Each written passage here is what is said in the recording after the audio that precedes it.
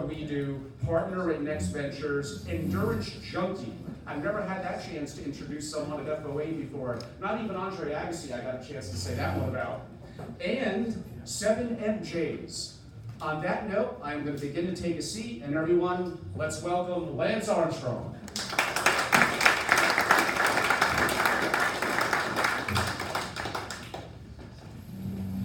Well, I'll give you a little context about how I had a chance to meet Lance. Well, literally just about 10 minutes ago, and it was great. We both kind of believe in not being really overly scripted, just having it be kind of a natural conversation. But this would not be possible if it wasn't for Lionel Conacher. Lionel, are you here? He must be, right over there. So I had a chance to be introduced to Lionel probably about a month or so ago. Very impressed in terms of what he's doing as an entrepreneur and in venture capital. And in passing, by the way, one of my ventures, someone you may have heard of, Lance Armstrong, is a partner, and was really impressed by, one, I have an interest in health and wellness, and obviously Lance is renowned for his amazing capability from that perspective, but someone who actually is legitimately meeting with companies, doing diligence, making decisions, and it just came together here in Martha's Vineyard, and I'm glad we're here now. Lance, it's a pleasure. In our limited amount of time, we have so much to discuss. Just going back from, and we're going to bounce around a little bit, but from my family perspective, and I bet everyone in this room has been impacted by cancer. So you're someone who not just became an iconic athlete around the world, but before you really became famous, you had to overcome cancer. If you could talk a little bit about that. Yeah, I was not to toot my own horn, but I was sort of mildly famous before. I was the world champion at a very young age in cycling in 1993, and then was diagnosed in 1996. So I had a little bit of success, and then was diagnosed, and then was sort of written off, and then came back on a small American team, and then went on to win the 7 MJs, as you referenced, and then a lot of other things have happened in the last 15 years. But yeah, obviously at a young age of 25, you don't expect to be given a death sentence, and so it was a wild ride, so to speak. I mean, to be able, like you said, to potentially be given what is a death sentence when you're so young and don't have the experiences in life yet, and overcome that and have the accomplishments that you have. I mean, what inside you made you do that? Let me just pivot a little. I mean, yes, I was young, so yes, I obviously didn't have any experience with cancer, but this was 1996. All right, think about that for a second, right? You go to the doctor, you've been told you have cancer, you have a 50-50 chance to live. If that happens to any of us today, we are immediately on our phone, on our iPad. We mobilize an entire community that are on their computers, and they're out just getting information. 1996, you couldn't do that. There was no Google, there was no internet, people went to bookstores. Remember those? And so it was, and we were literally like grabbing pamphlets at the doctor's office. I mean, we really take for granted the information at our fingertips now, but I shouldn't say there was no internet. There was a very rudimentary thing called the internet, but it didn't look or feel or act or talk anything like the internet we know today. So it was wild. Like we were like calling people. Like, didn't your neighbor have cancer once? I mean, it was like we were in outer space. And to just have that intestinal fortitude. So you obviously had accomplishments in cycling, but it was right before it would really take off, and then this kind of hit you so hard.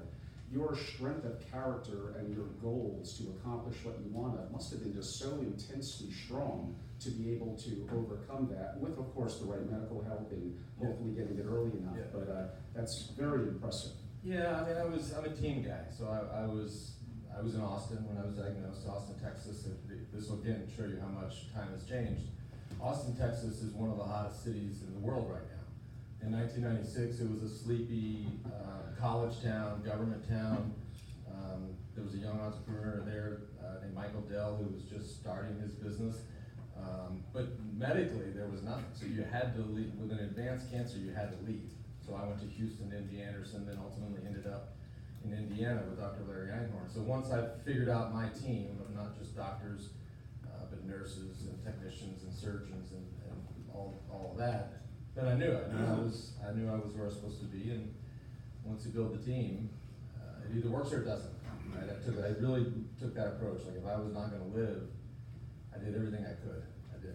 I left nothing to spare. And so, fortunately, the news, as bad as it was, the news got better and better and better as we went along. And that's like any team. Right? When Mr. Momentum is on the same address that you're on, then it makes a big difference. What made you originally get interested in cycling? Oh my God, never went way back. Well, as a little kid, I had a butt now. I was a swimmer. Swimming was my first sport. And I also ran track and cross country in high school. They had this kids triathlon that I saw an advertisement for, and I was like, yeah, that would be cool. Got 2 of 3. So I had to go out and get a bike. And when I got the bike, I was like, dude, this is actually the one that I love the most. And I love swimming and running.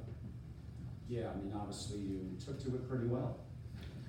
Yeah, it's not been as smooth as a ride, but it worked out. When did you start to become nationally competitive and realize you might have something? So the triathlon world, I turned professional in triathlon when I was 15. So this is in 1987. So at that point, I was a sophomore in high school. I was already traveling the world, leaving mom and home. Again, keep going back. I mean, traveling the world I had a very young mother. So I was 15 when I started traveling. My mother was 32. No cell phones, obviously no internet. So she was just sending her 15-year-old son to Venezuela and to Bermuda and to Mexico. And she's like, okay, have a good trip. I mean, it was such a trip. Like, literally. Like, I have a bunch of kids. I would never send them to Venezuela when they're 15. But my mom did. And so it gave me a view of the world that was, I think was good at a young age. It gave you a view and maybe the independence to have the fortitude to overcome what you did, so that could have a value too. Yeah. Multiple times to overcome things. In terms of from the cancer perspective, you overcame it, became of course an iconic athlete known around the world, one of the most famous athletes in the world. You created from your experiences, I'm assuming initially a personal foundation that would grow to be Livestrong. If you could talk a little bit about the impetus of that. Well, the impetus was like, when anybody's in that position, either themselves or a loved one, I would like to think that their reaction is, what can we do? As soon as I get out of this, if I get out of this, what can we do to help? And we started very mildly and modestly in Austin, what was called at the time the Lance Armstrong Foundation, ultimately evolved into Livestrong, which is crazy. I did an article or an interview with Associated Press yesterday, because now it's wild for me to think about. Every time there's some tragedy, some catastrophe, whether it's Boston Strong or Houston Strong or what we just saw last week, El Paso Strong, AP wanted to know, what do you think about that? And so it's just wild to think of how, I guess in a way, Armstrong went to Livestrong, and now it's become all these other things. And I told the guys, like, I don't really love it. I mean, because nobody's for their 40th birthday, calling it, Joey Strong. And there's always on the heels of something terrible happening where people's friends and families have been lost. And so, I mean, I guess you could say I'm somewhat humbled, or honored or whatever, but it's always on the heels of that. And so, but that's what it did become. The yellow wristband obviously made it a global brand. That was the thing that really spiked. Yes. 85 million of those in 2 years sold globally. That's really what sort of cemented that brand. And certainly we're going to get to Lance has had some challenges and mistakes that he's made, but I think we should all take a little bit of a second to realize that foundation that created Livestrong, and he's been active in, and certainly not the only one. Of course, chair people on the board, CEOs and employees that did a lot of the nitty-gritty work, but this man is responsible for a foundation to this day has raised over $500 billion. It's not $500 million. $500 billion to cancer. I think he deserves a hand for that. It's $500 billion.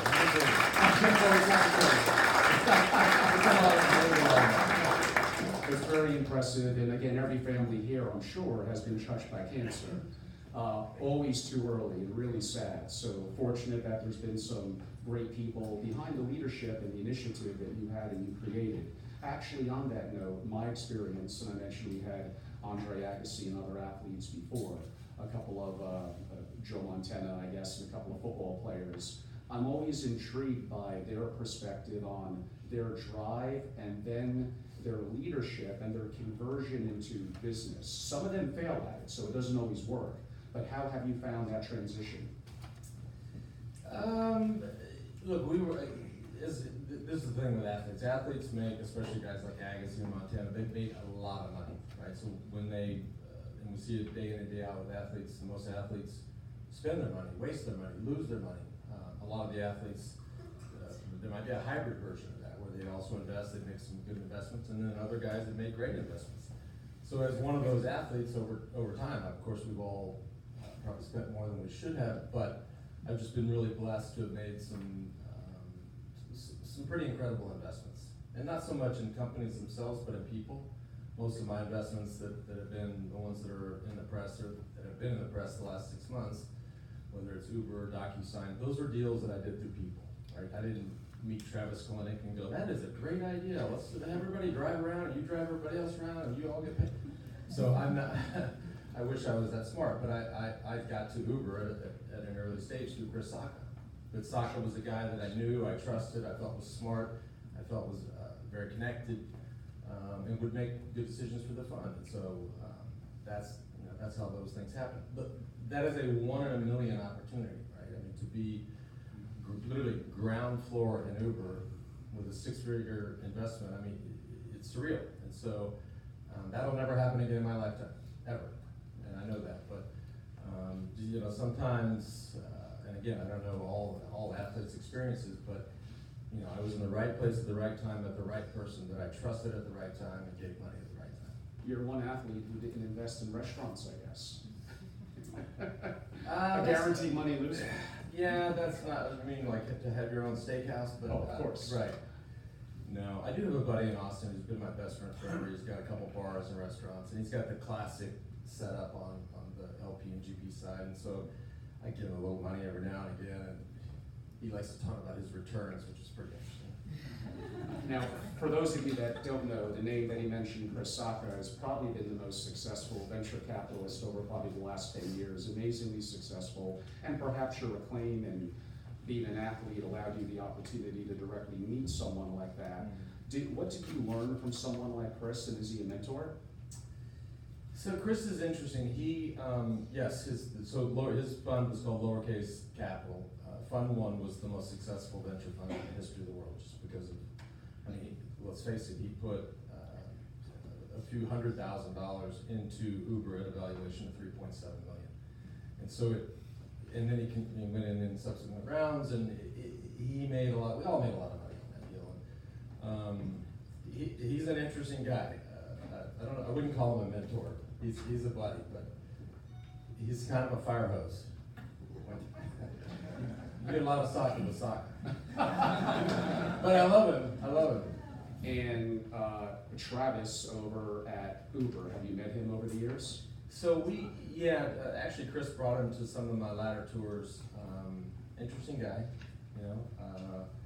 I can relate to him. I can relate to his story and I was just getting to that. Yeah, well, no, it was just, look, the guy's now got, I don't know, $10 billion, so you can't call it a meltdown, but it was a meltdown. It was a public meltdown. It was a public ousting. I felt the same thing. Same thing happened to Livestrong. And I was watching this happen, and I was emailing him going, dude, like, I've seen this movie before. It's got a really shitty ending, I promise. And so, our endings are slightly different, but I just felt like for him, the entire thing could have been handled differently, all the way up until the day they went public. I mean, to watch this unfold with him, is he going to be up there ringing the bell? No. They said you can stand on the floor.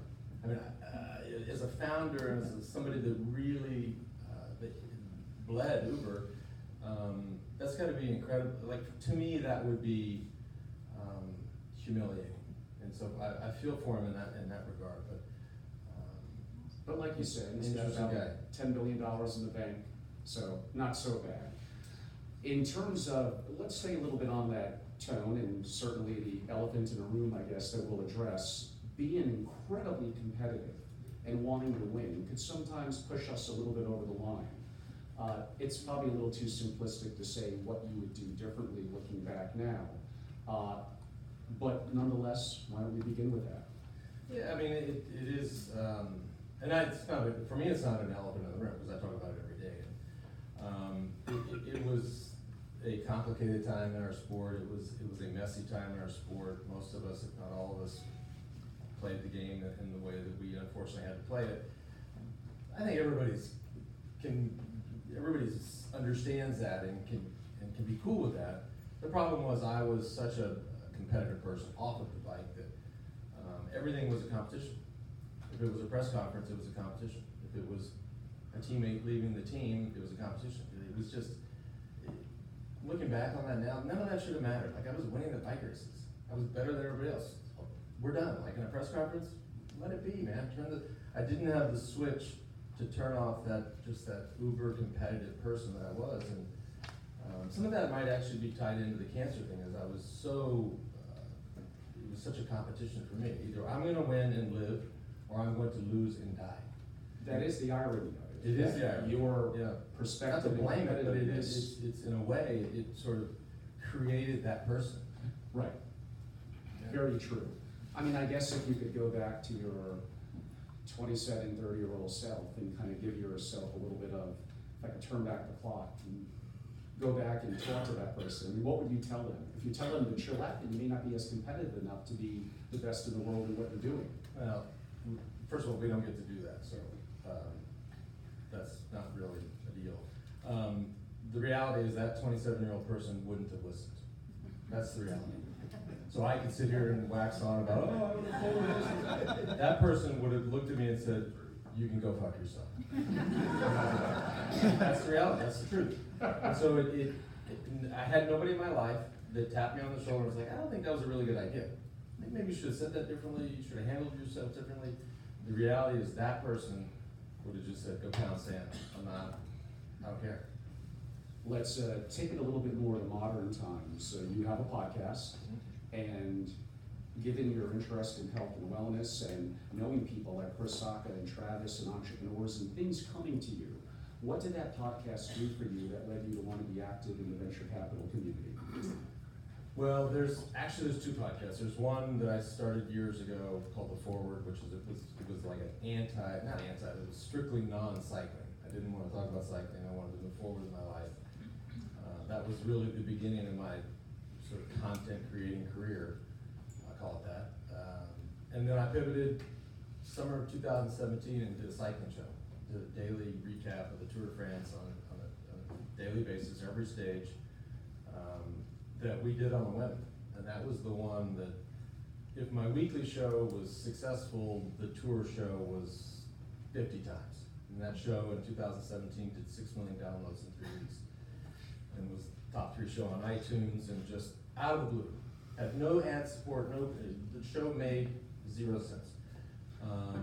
But we still did it. And then we kept doing it, obviously did it in 2018 and just wrapped up this year's tour.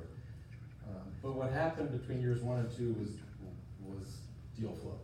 As people realized the impact of the show, the influence of the show, I started just personally to get a pretty incredible amount of interesting deal flow.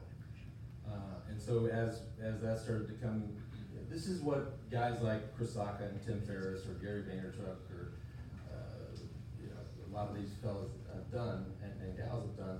Once they build this audience, then comes deal flow, you get access to deals, you get early looks at deals. I thought, this is happening. This is happening. So what if we created a vehicle that's in our world, health and fitness and wellness and nutrition and optimization, and then if we could create this flywheel, so you have the content, the deal flow, some vehicle to invest, and then if you brought it back into the content, like your companies, if you put them authentically into the content, what happens? That was the question. So that's what we tested last summer, which took pretty incredible results for a couple of our companies that we've invested in. So that was the idea, and lo and behold, here we are now. That show is now not unsupported.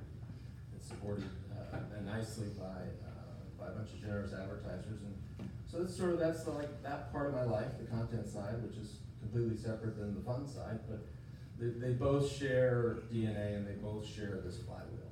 I mean, what I kind of learned about Lance and talking to Lionel was, Angelo, don't think that Lance is just a figurehead of a name brand. I mean, he's really active, involved, probably doing more of the work sourcing deal flow than Lionel and other partners, and actually getting involved, given his experience with Saka and Travis and other entrepreneurs, making real decisions. If you could, let's profile a couple of the companies. So you specifically, you and Lionel, and I'm not sure if those other partners have a venture capital fund. It has a intimate number of holdings, and some are doing very, very, very well. If you could highlight one or two.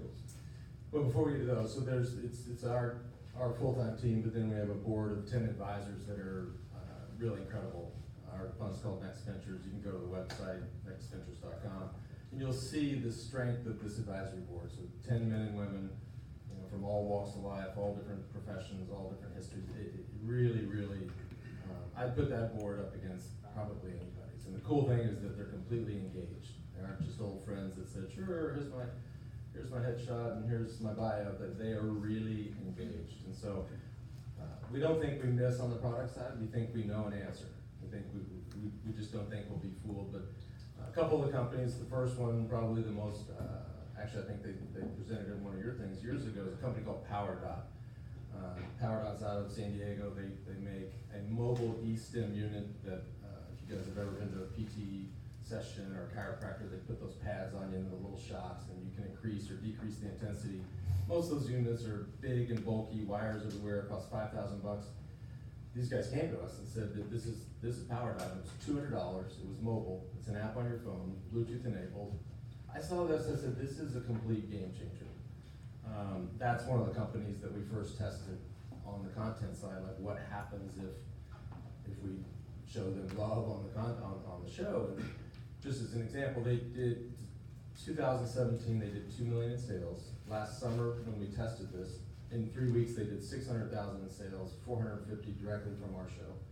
And now they're on track to do 10 million this year. And so, great company. Not without its issues as they grow and evolve, but we're bullish on them. The other one is the Aura Ring, the Aura Sleep Ring, which is probably the most accurate sleep tracking device in the world, actually, for a consumer. Amazing technology, amazing team, actually a Finnish company. Most of the entire engineering department is in Finland, and then the executive team's in San Francisco, but another company that, going back to Michael Dell is actually a big fan. He's their biggest investor. And so we've done a lot in conjunction with Michael because he's an old Austin friend.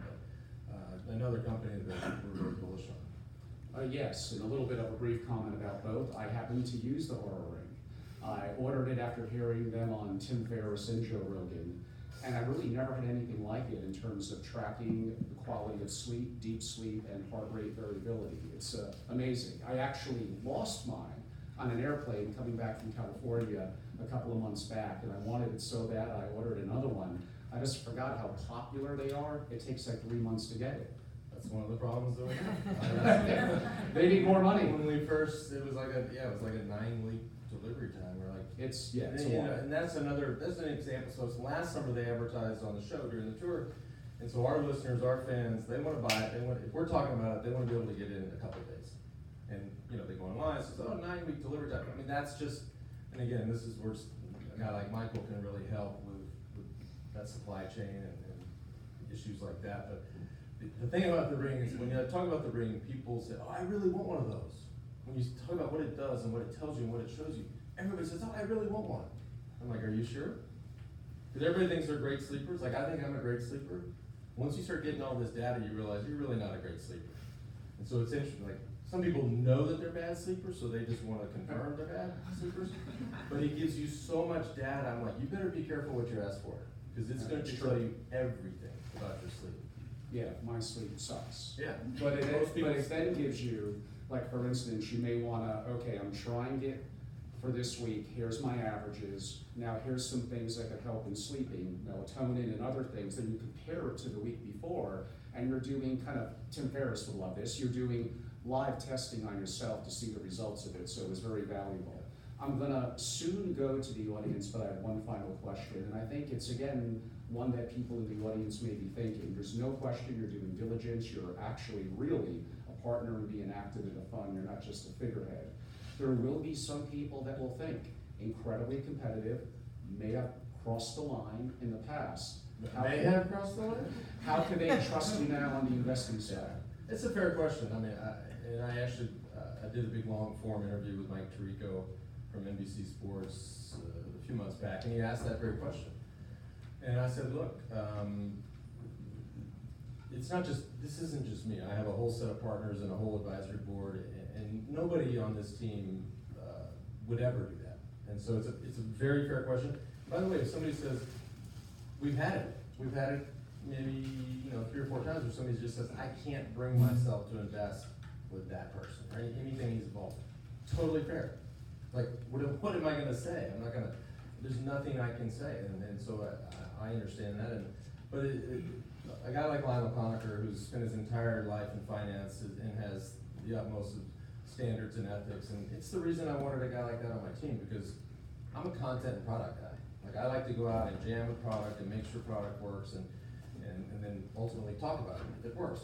I needed a team of people that have been doing this for a long time that can really do diligence things when it comes to just scouring spreadsheets and getting into the minds of young entrepreneurs.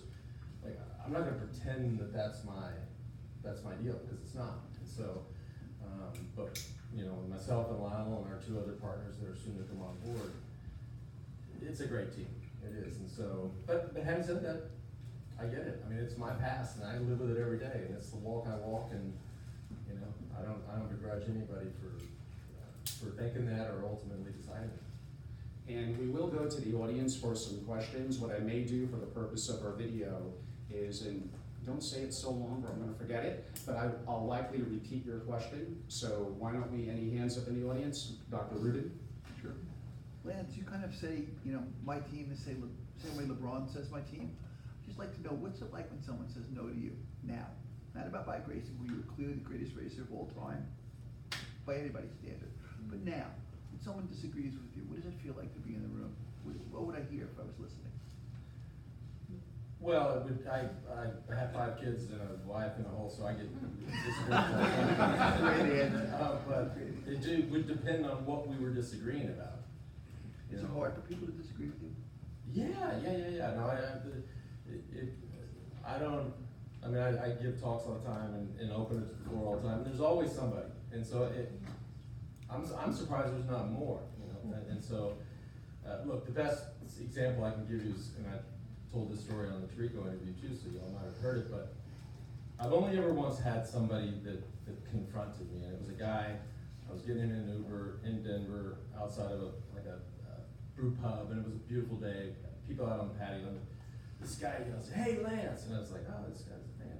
It's like, "Hey, what's up?" And he goes, "Fuck you!" I was like, "Whoa!" And the next thing you know, they had been out drinking, and that's fine. Next thing you know, like, his whole table was like standing up chanting, "Fuck you, fuck you!" I was just like, I've never been so rattled. I think they were from France. No, they were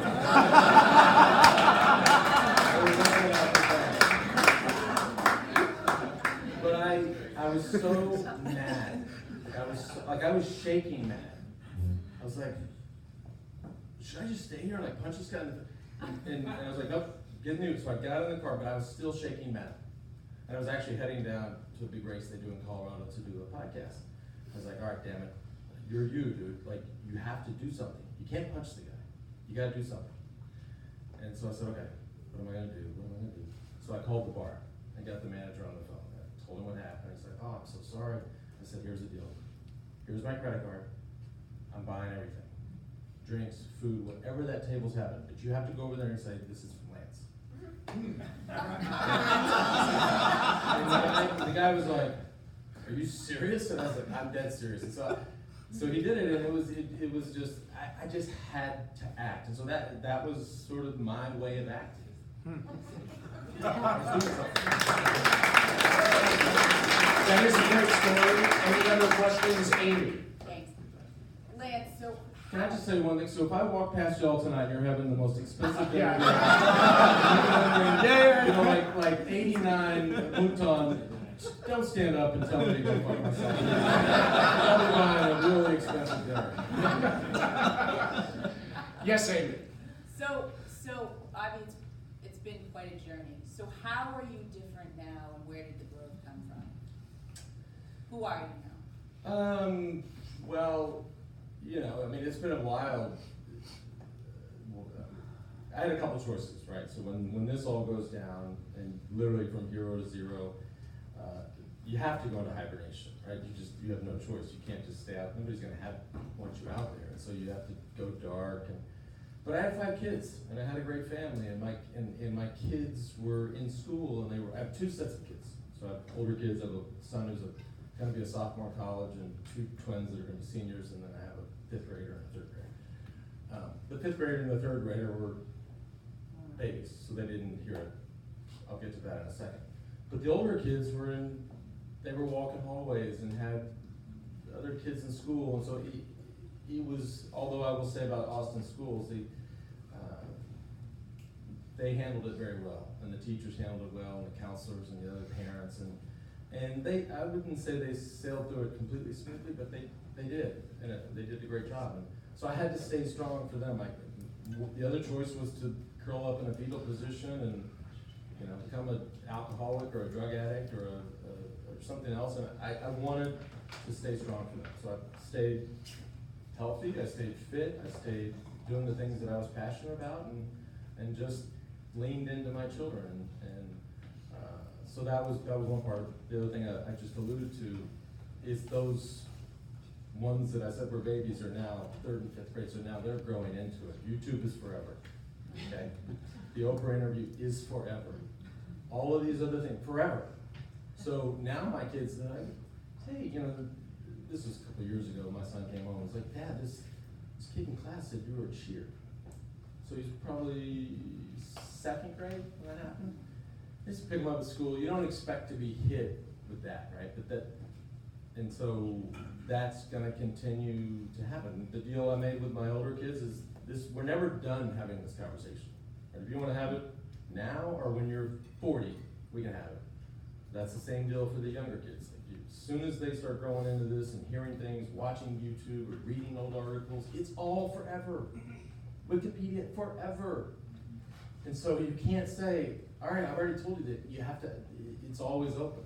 And so but they were the strongest, really the strongest source of inspiration for me, and then just understanding what the impact of this story was on society. This was, I don't know, arguably one of the most iconic sports stories, human interest stories of all time, right? So A-Rod and people that have fallen, they get to come back because they didn't have that story. They weren't that great. They were great baseball players. Okay. But this was everybody in the world has been affected by cancer, and so it made the story different.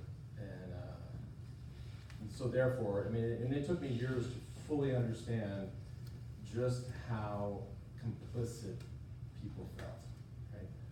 And complicit betrayed is a strong word. Complicit is a much different. And so people were along for the ride and defended me, which then made them complicit. And so that took years it actually took somebody that I really trusted to say it to my face before I realized it. And actually from that day on, I was like, wow, I get it. Out of respect for Lance's time, we're probably just gonna do one more question. I see Frank in the back. So, I don't know if anybody noticed this, but Rosie Louise just passed away, right? I saw it, yes, 66 years old. Right, and I was reading her obituary, which obviously negative from the shooting, then led to a different path for her after that. Well, with all the adversity that you face in such a public way, and, you know, with what, you know, spiritual lesson, what is your legacy that you're seeking to leave behind, based on all the learning, you know, overcoming cancer, all the racing and the training in the Tour de France, and then all the business success? What is the legacy you're hoping to leave behind for your children in the world? So, and when I talk to, I talk to rooms like this a lot, but I also talk to a lot of colleges. I can could go on and on about the difference between an Ivy League school and the University of Colorado. Very different responses to certain answers. And I tell kids, like, you ask me about what I want or what I think my legacy will be. What I want, it doesn't matter what I want it to be. Nobody in this room, nobody in this world gets to edit their own Wikipedia page. The world edits the page. And so the only control we have over those edits is how we walk through our day, right? And so Rosie Rees, I did read this story, and while it's, I can imagine it was a negative obituary, they're different, right? The thing about, on the sporting side of my life, I firmly believe that eventually, because history is not stupid, history always corrects itself. And the Tour de France is an iconic, beautiful annual event that the world watches. That event has to have winners. You can't, in the Olympic Games, if you get disqualified, somebody else gets the medal. If they take a Heisman Trophy away from Reggie Bush, they give it to somebody else. They don't leave it empty. They don't just put a line through it. So the world wants an answer on what happened. And the answer to the question on the sporting side is, what do his peers think? What do his competitors think? What do his most fiercest rivals think? And if you went, there's 200 guys that do the Tour de France every year. Those 7 years, a lot of the same guys, but let's just call it, 500 different guys. If you ask them all, if you polled them, they will tell you who won the bike races. And so that, on the sporting side, I know that. I go to sleep at night knowing nobody else is raising their hand going, well, I want to give me the jersey, not one guy. And so that's secure in my mind. On the other side, it just depends how I walk through my day as a father, as a member of society, a community, as an entrepreneur, as a venture capitalist. That'll be the funnest part, to try to walk proudly and let the world edit my page. These young kids think they get to edit their Wikipedia page. And this is sort of a euphemism, but it's true. You guys and the world, that's who gets to edit it. So, look, I'm 48 years old, halfway there. Hopefully we'll be making some edits. Lance Armstrong, everyone.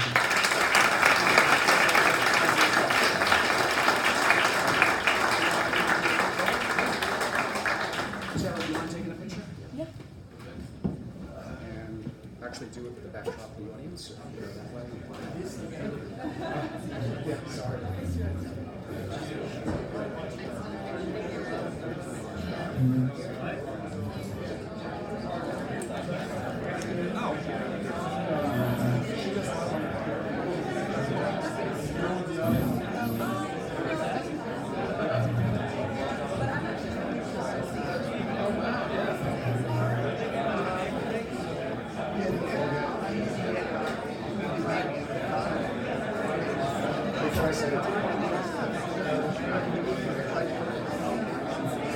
How do you think it did on there?